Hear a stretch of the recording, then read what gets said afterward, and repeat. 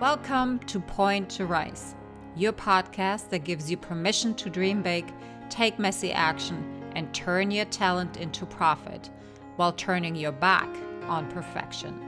My name is Susanne Purcell, high performance and mindset coach, former international ballerina, profitable entrepreneur, and founder of Point to Rise, a movement designed to empower dancers. It is my mission to use my own story as an inspiration for today's generation of dancers. And now sit back, stretch, warm up, or sip your coffee and love learning how much it matters to point at yourself first to rise to all that you are capable of. Well, welcome back. Coffee Chat with Christy and Susanne. Christy, would you do me the honor and read the title today? Yeah, you want this whole thing? Okay. Yeah, because I want to really give a little bit of an insight on how we decide of what we're really talking about. Yeah. Okay. Your competition isn't other people. Your competition is your procrastination, your ego, the unhealthy food you're consuming, the knowledge you neglect, the negative behavior you're nurturing, and your lack of creativity. Compete against that. So this week I asked Christy, hey, I've got nothing, girl. I need your help. And this is what she sent back. And I could not agree more. I think this is something we definitely should be addressing. Performing artists are always thinking that they're in a competition with so many other things, variable that are completely outside of them. And let's debunk that myth. Let's rewrite that story. Let's take some responsibility and maybe make it a little easier for you. But before we even before we even dive into this, Christy, how was your week, my love? My week was interesting. I spent most of it in bed. I did not feel well. And I feel that this was a sign, both physically and mentally and emotionally, that I was meant to hit the pause button. I have a reflex to lead with my analytical side a lot of times and my thinking side to make decisions. And it's been very clear over these last,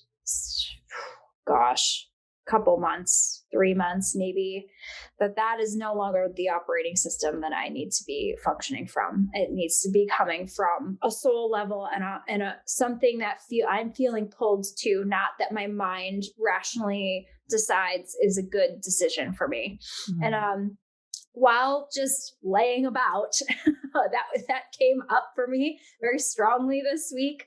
That I have to be very aware of where the decisions are coming from for me. And I know we live in a world where the operating system is our thinking mind, but I've found a lot more ease and flow and a lot more inspiration and creativity when I've been able to drop down out of that mode and into feeling what's going on the inside, that like quieter voice. What is she saying? So it's been very clear that it's time to just rest and reflect again. So that's been my week, but I am feeling much better. I have the strength to at least be vertical now, so that's helpful. But this is also a testament to growth, that I wasn't impatient about the rest, that I accepted it and received it. And I've gotten a lot of excellent sleep and a lot of really needed reflection. So I love that. And here's why. You're not the only one who has had that experience over the past couple of weeks. I have another friend who came back from 2 retreats, one that she held and one she was a part of. And she was literally out of commission for 2 weeks thereafter. Yeah. And she's like, I don't even know what's happening. And not knowing that that's actually not physical. And I want to actually go as far that our body sometimes is being taken over by bacteria or viruses, but there's a reason for that. Like even when you get injured, I truly believe that there's always a reason that in a moment where we actually invited that in, where we actually hoped for it to show up so that we could take either a break or something that we just used our thinking mind to. And our feeling mind actually needs that break to reset, to have those parts that no longer serve us die off and reframe, refresh, recharge in order to just rise out of the ashes. Yeah. I think that's, yeah. Yeah. Mm-hmm. What about you? Oh gosh. Okay. So you know what? Super great week. I was sitting a lot of procrastination, and I think we should talk about what the real root of procrastination is at one point, and dive really into that, because I'm an expert in procrastinating, total expert. I'm also an expert in convincing myself that I get overwhelmed really quickly. And I no longer buy into that story. I am not a person that procrastinates. I want to be different. And what does that look like? So for me, I started really taking a look at my schedule and what my schedule looks like. And I have out of convenience, and because I don't want to invest much time in actually thinking about how I should structure my day, because that feels overwhelming. What can I do differently? Because right now I'm at a point where there is a lot coming at me. And if I am not careful, it's going to be so overwhelming that I'm not taking any actions, meaning I'm procrastinating a lot. And that's no longer who I am. So what ways can I find? How can I look at 24 hours in my day in a different way? What are other people that are high performing people? How are they managing that? What is running a sprint versus a marathon? You know, for me, 24 hours feels super long. It's like the 26 points, so and so miles for a marathon. Like that overwhelms me. But what if I basically chunk it down into 100-yard or 200-yard increments? Like, what does that look like? Will I be able to give 100% every time, or even 80? What does it look like? And then how do I recover quicker, perhaps? And with that, I am being more productive. So that's where I'm at right now. Freaking love it, because it definitely pushes me to a level that I always wanted to be at, but I didn't know how, and I couldn't, I was not there yet. Mm-hmm. But now it feels like, okay, I am actually approaching that portal. So how am I going to walk through it and live it? Yeah. That feels really good. Yeah. Yeah. I also have been asked, so what qualifies you to lead a media company and ignite change in the performing arts? I'm like, well, absolutely nothing. That was my innate thought in my mind. And I shared that with my mentor. I was like, okay, so how do I arm myself when these questions are coming up? Because A, that's not a good answer. And B, it is also not the truth. So how do I find the truth? And I actually recorded a podcast just around that we don't give ourselves enough credit at any given point. I mean, just think back, Christy, when we were performing and we got a compliment. I mean, how awful did that feel? Like, how much pride did we take in deflecting that compliment or saying, oh, no, it wasn't that. No, just no. That push and pull just never fit together. And I also realized with us not really allowing ourselves to see how great we are in any given stage at where we're at, we're denying ourselves also our future success. Because if I cannot see how great I am right now, I will also not see what's down the road from me.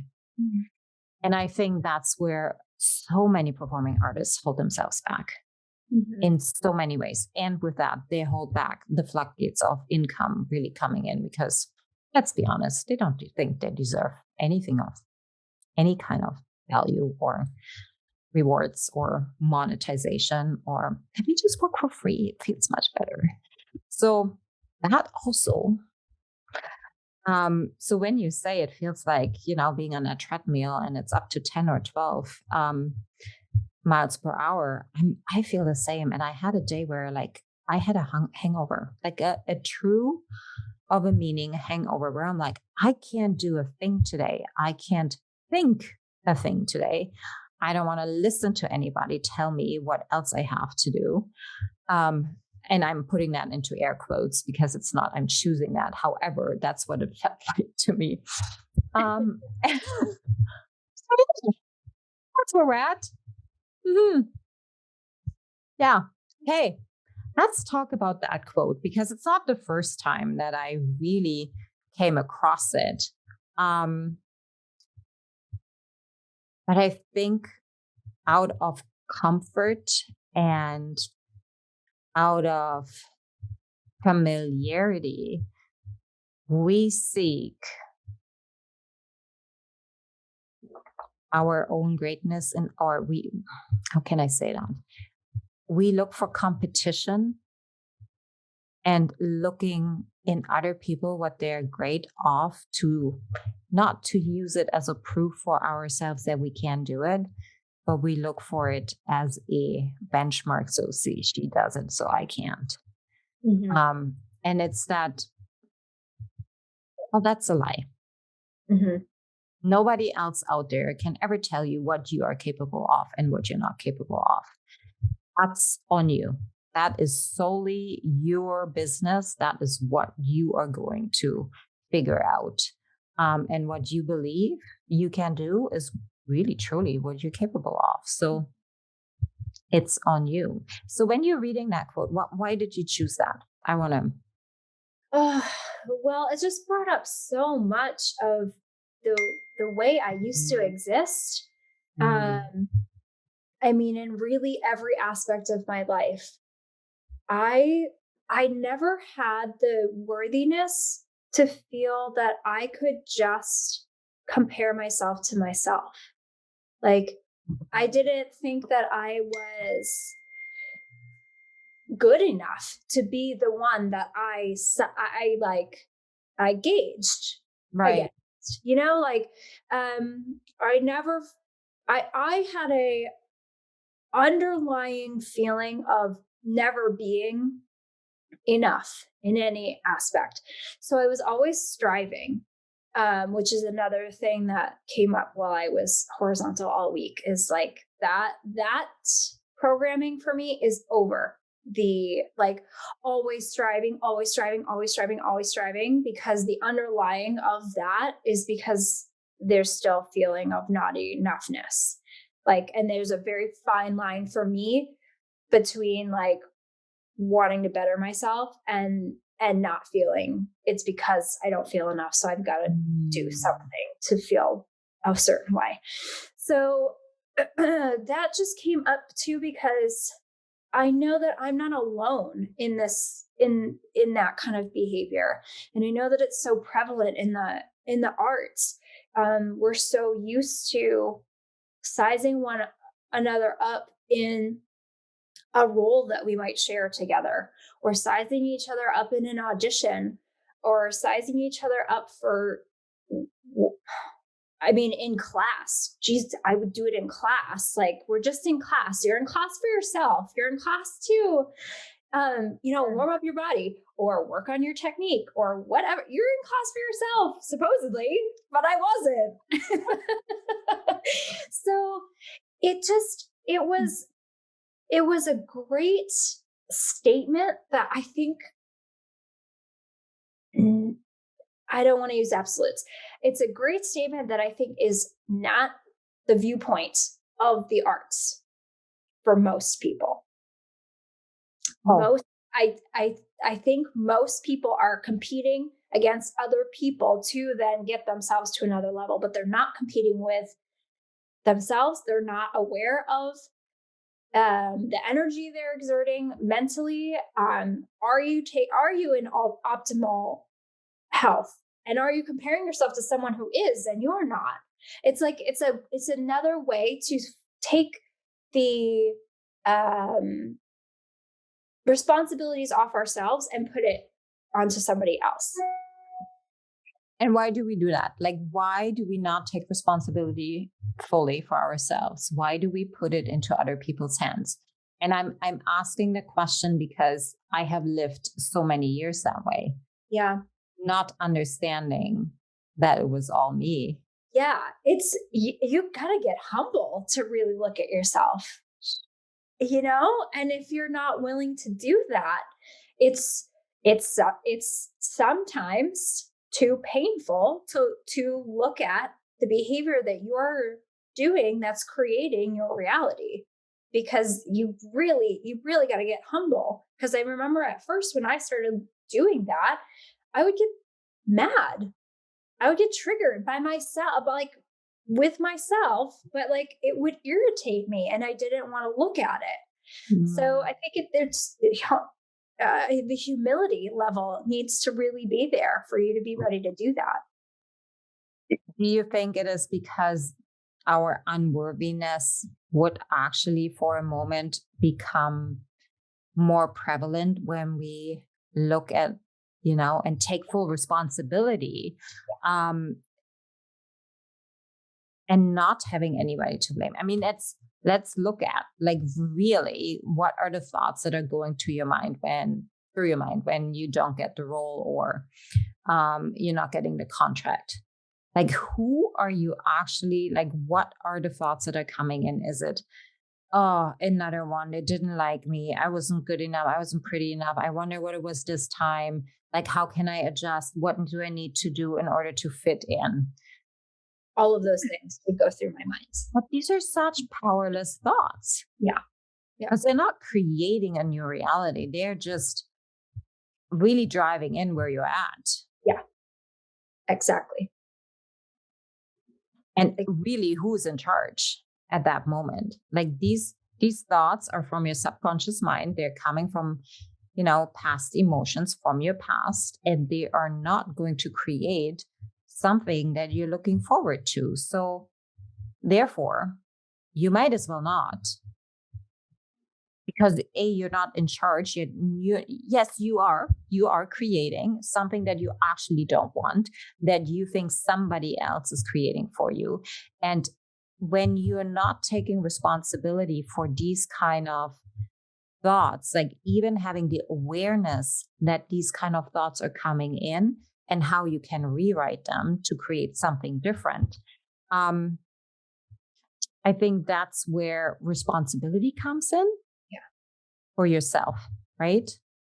Yeah. And we're not saying responsibility equals self-doubt and not being enough and doing something wrong all the time. It's accepting that if it still is in your life and it comes over and over and over again, like the only factor that's always the same is you. Yeah. And with that, you are in the driver's seat. Like, you can change that. Yeah. If you are able to look at yourself in a loving way and say, yeah, I created that. But if I can't create that, then I can choose something else to create it too. Right. And I think that's where the sweet switch. For sure. Yes. And also to decide and uncover what about that cycle, what in your part on that cycle is that coming from? Because if we aren't willing to do that first, this isn't then to sit and be like, oh, look at all the justifications I have of my unworthiness. It's to get to the bottom of it in the first place so you can release it. Because if we don't first flip the switch like this statement first, to then uncover that, it's this stuff is in our subconscious and it dictates everything that comes into our life. So if we don't look at it, heal it, at this point I have accepted. I've been back in, like, taking myself back in scenes of times when a situation or a person or something that was said to me kind of locked in a part of an unworthiness that like then just kind of kept getting built up with different scenarios. But I've gone back and felt that and said, it's okay to feel crappy about that. It's okay to feel sad about that. And accept that. And if you didn't at the time, let that emotion out, to let it out now. So then it can just be released, because that's how you really break the cycle. Otherwise, if you don't do that, you're tricking yourself to thinking you're going to just go do something else, a different habit. But if you haven't healed that like wound and turned it into a scar instead of a deep wound still, you're just going to do that same cycle over here too. And this is getting a little deep, but that's really where it starts. Like what the statement I made when we first started is like the first step to like just flip the mirror on yourself and go, okay, that actually is really empowering that I have the capabilities of making these changes. And then you got to get to the bottom of it. Otherwise, that's why we're all walking around perpetually hurt all the time. And we can either decide to have a temporary amount of hurt to go back to those scenarios that brought us there in the first place and let them go, or ignore them still. And we're perpetuating a whole lot more hurt still to carry on. That's going to be reflective in our lives. Yep. So I would say, let's look at how this not taking responsibility for ourselves actually shows up in our life. Like, what would you like name 3 things? Because we can say, you're not taking responsibility, but let's give a little few nuggets on, okay, what are some behaviors that identify this kind of statement? And then what are a few tools that we can give our audience to help them through to switch that? Mm-hmm. You want to start? Yeah. For me, some of those behaviors, procrastination, but it was very sneaky, because I would procrastinate if I started to feel overwhelmed or not feel good enough, I would end up in the kitchen most of the time. Mm-hmm. And I would eat something. Yeah. And most of the time it wouldn't be something that was for my highest good. And I used that as like a tool to heal, which it didn't. And then it just made me feel worse. Or just a tool to feel better, right? Because we needed something to make us feel, Yeah. So it was kind of a twofer for that, because I would be eating something, I don't want to say bad and good food, bad food. I don't want to do that. But like, I knew I wasn't even hungry, first of all. So number one, I shouldn't be eating. I'm not hungry. So, and I wasn't making good choices. And I would allow that to elevate a stress level. So it was like it was like a domino. And it would be procrastination would get me in the kitchen, would make me make bad choices. And then, I just lost the last one. Okay. I'll pick up, for me, it showed up in wherever and whatever I experienced and whatever didn't work the way I wanted it, I was very quickly to blame somebody else and talk about it all the time. Yeah. I was very fast in deflecting the thoughts that were coming out. Maybe it's you. I was like, nope, not me. Everybody else, not me. Like it did not even occur to me that I could be a part of this. And frankly, we are always a part of it, because at one point, we just didn't decide to either walk away or have the conversation or make a different choice. So whatever is happening to us or for us is what we created. Like it's not it can be as bad as you want to, and you can say, why is this happening to me? The reason for that will reveal itself later on. But in the moment, it's us. Yeah. We created that. So for me, I used to, and I still like to, and I also pass it on to my children. Like, let's say they fall. Oh, Marley, did you have to lay in the way? Always really quick to blame somebody else. Marley's my dog. And even though she was like in a different room, it would still be the dog that they fall over. But that was me, totally me. Like, it's a mirror held in the front of my face. Not taking responsibility for anything. And I'm not talking about the studio. Everything in life, basically. Relationships that didn't work out, conversations that didn't work the way. Yeah, all of it.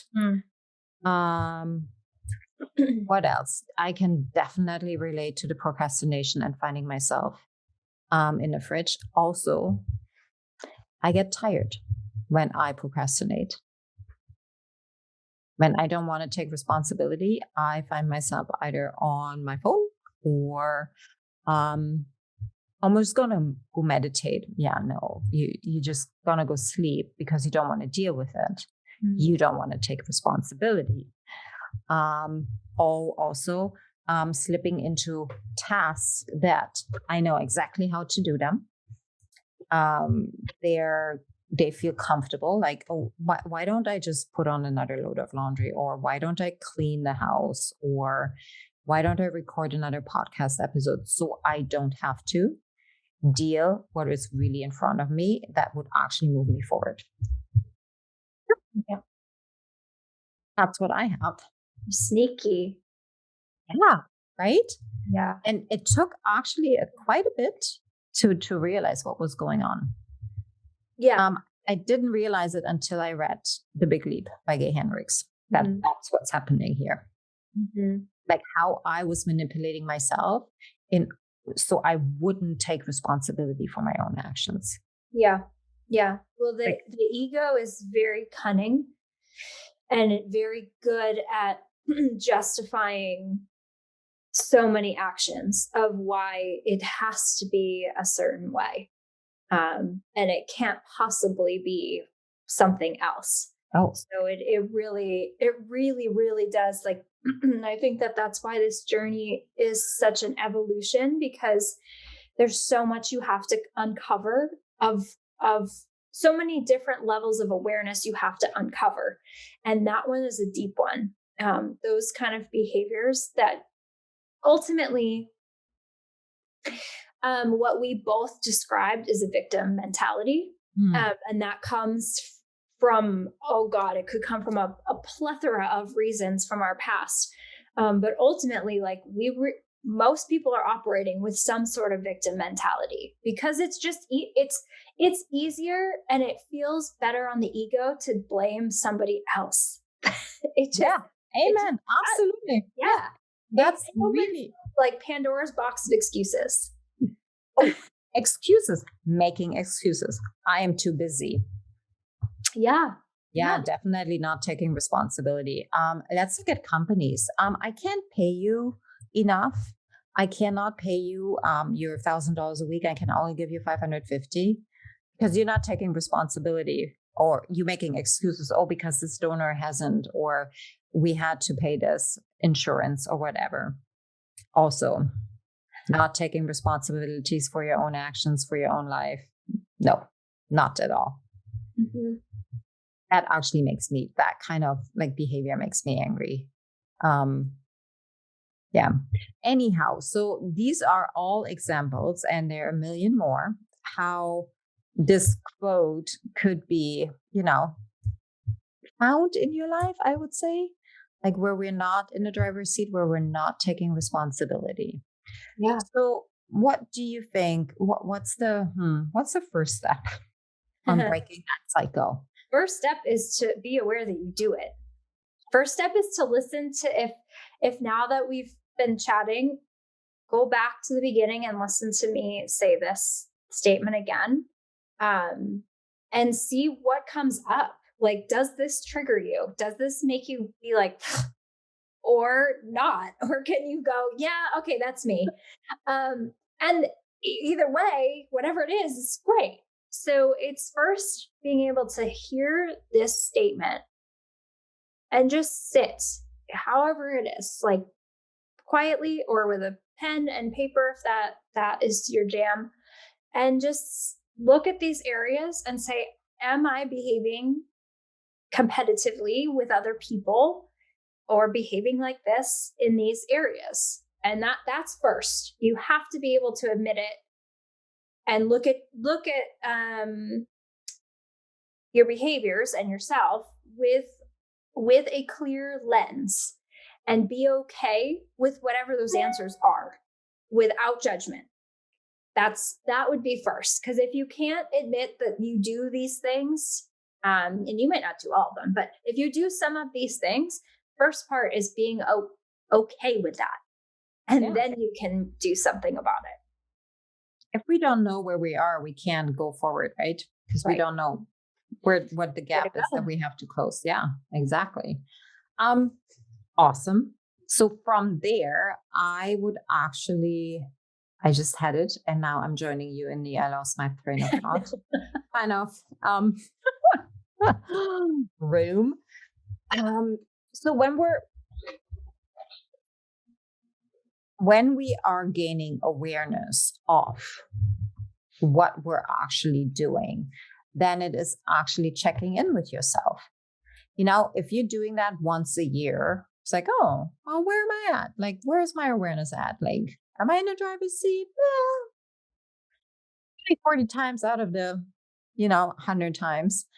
But with 40 times, you're not going to get 100% of results. So you need to check in more often. The more often you check in, the more you will actually be able to change your behavior, because you're always assessing. It's like you checking yourself in the mirror on how, your RBS looks like, your FSC RBS. Like, how often do you check in? And we know you do a lot. And therefore, check in with where you're at in your, like, taking responsibility. Like, how does the person next to you make you feel when her leg is higher? Is that like something that inspires you and makes you ask questions and turn to her, hey, I really love what you're doing. Can you, like, really quickly give me 2 tips on how you've gotten there, and then apply it? Then you're in a really good spot. But if that deflates you, if you look at her and you blame her for you not getting the roles and the contracts and the spot in the company that you want to be in, then we would suggest you really, really dive into that feeling, because it's not on them. It's not her fault. It's not the director's fault. This is you.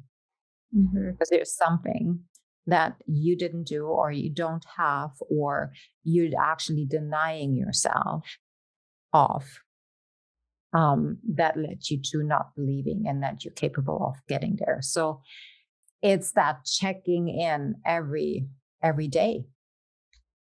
Really.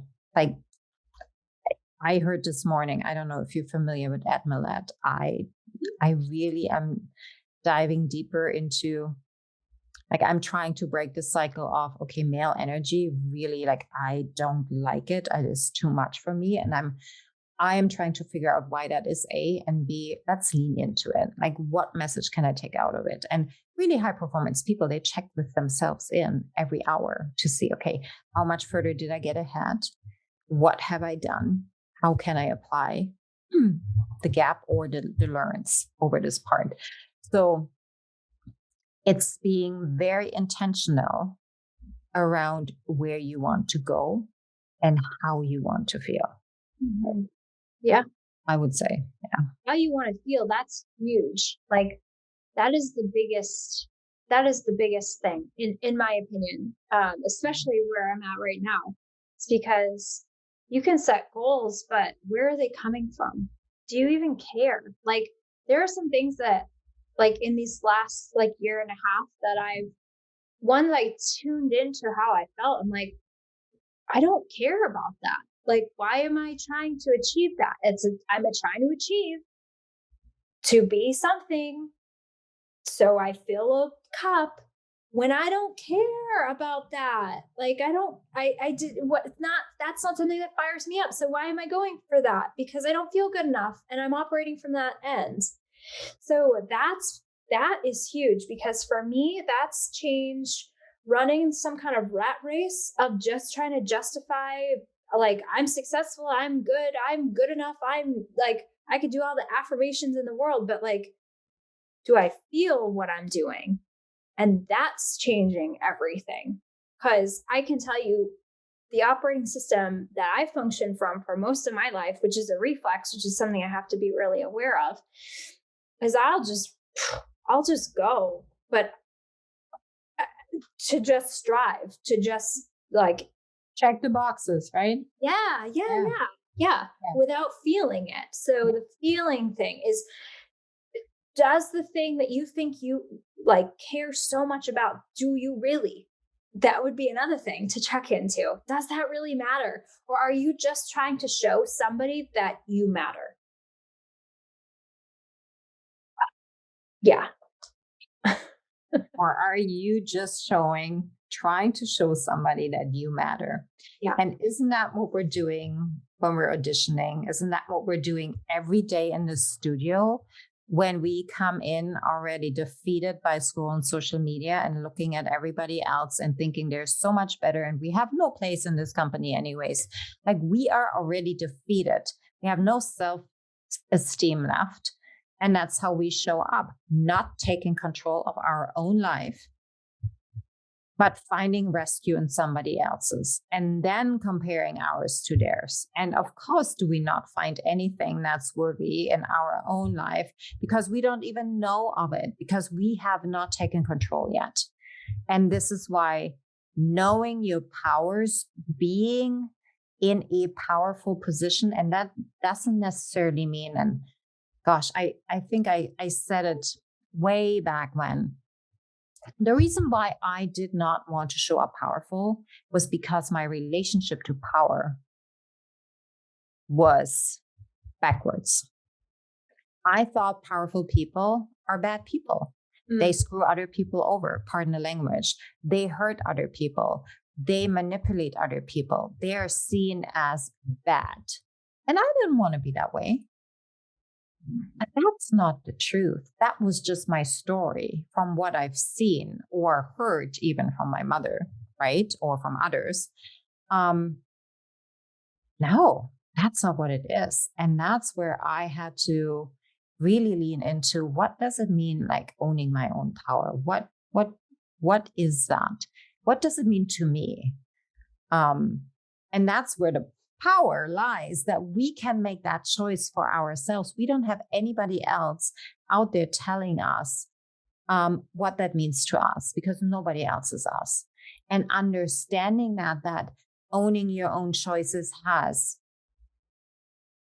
so many beautiful sides, and sometimes it does not feel good. No, because we have to eat the humble pie. Yeah. Well, and then you move on because you learn. And quite honestly, I would rather be with people that are making so many mistakes and owning them than with people that are blaming others, because that is not the energy that I want to be in anymore. I can't even, like, it's revolting to me. Like, I remove myself immediately. Yeah. Me too. Yeah. Well, again, we solved the world's problems. I hope that you could take some out of this. And I would suggest, and even thinking back to it, that maybe you even start with understanding what owning your own power means, or with taking responsibility. Like, what do you associate with that? Is this something that lays really heavy for you? Or does that give you like the feeling of regaining some more energy or yeah. So that might just be a good way to start too. You want to add some last words of wisdom? Ooh. Well, like I say most weeks, the industry doesn't isn't naturally behaving in this way. The industry is naturally behaving the opposite of this statement that we've revolved this whole talk around. But going back to how you feel, does it feel good? Is it something that you want to keep doing? Is it something that energizes you by acting that way? Or is it starting to drain you and you need something higher vibrational to keep you feeling like you love what you're doing every day? Like you love to keep striving and you love to be in your creative zone. So if it feels draining, if the way you behave feels draining, that is a cue. That's like, we have such subtle cues that we have to tune into or we'll miss them. They'll go away.